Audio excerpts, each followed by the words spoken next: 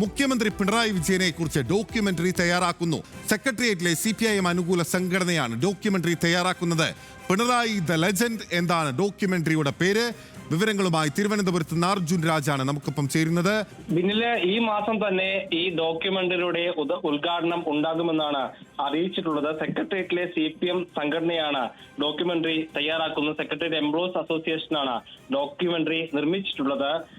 Pinarayi the legend എന്നാണ് ഡോക്യുമെന്ററിയുടെ പേര്. 15 ലക്ഷം രൂപ ചെലവിട്ടാണ് ഡോക്യുമെന്ററി നിർമ്മിക്കുന്നത്. മുൻപ് മുഖ്യമന്ത്രിയെ കുറിച്ച് പുറത്തിറങ്ങിയിട്ടുള്ള വാഴ്ത്തുപാട്ടുകൾ നിരവധിയായിട്ട് ഉണ്ടായിട്ടുണ്ട്. നേരത്തെ സെക്രട്ടേറിയറ്റ് എംപ്ലോയീസ് അസോസിയേഷൻ തന്നെ മുഖ്യമന്ത്രിയെ കുറിച്ച് ഒരു വാഴ്ത്തുപാട്ട് ഇറക്കിയിരുന്നു. അതിന് പിന്നാലെ അത് വിവാദമാവുകയും ഒക്കെ ചെയ്തതാണ്. അതിനു മുൻപ് തിരുവാതിരയ്ക്കകത്ത് കാരണഭൂതൻ എന്ന് പറഞ്ഞ് മുഖ്യമന്ത്രിയുടെ ഒരു തിരുവാതിര തിരുവനന്തപുരത്ത് സംഘടിപ്പിച്ചിരുന്നു. അതും ആ തരത്തിൽ വിമർശനവും പരിഹാസവും ഒക്കെ ഏറ്റുവാങ്ങിയിരുന്നു. പക്ഷേ സെക്രട്ടറി എംപ്ലോയീസ് അസോസിയേഷൻ ഇപ്പോൾ പുതുതായി മുഖ്യമന്ത്രിയുടെ ഇതുവരെയുള്ള ജീവിത ചരിത്രം, ഏറ്റവും പ്രധാനപ്പെട്ട കാര്യം തിരുവനന്തപുരത്ത് സെൻട്രൽ സ്റ്റേഡിയത്തിൽ ഇതിന്റെ ഔദ്യോഗികമായിട്ടുള്ള ഉദ്ഘാടന പരിപാടി സെക്രട്ടേറിയറ്റ് എംപ്ലോയീസ് അസോസിയേഷൻ സംഘടിപ്പിച്ചിട്ടുണ്ട്.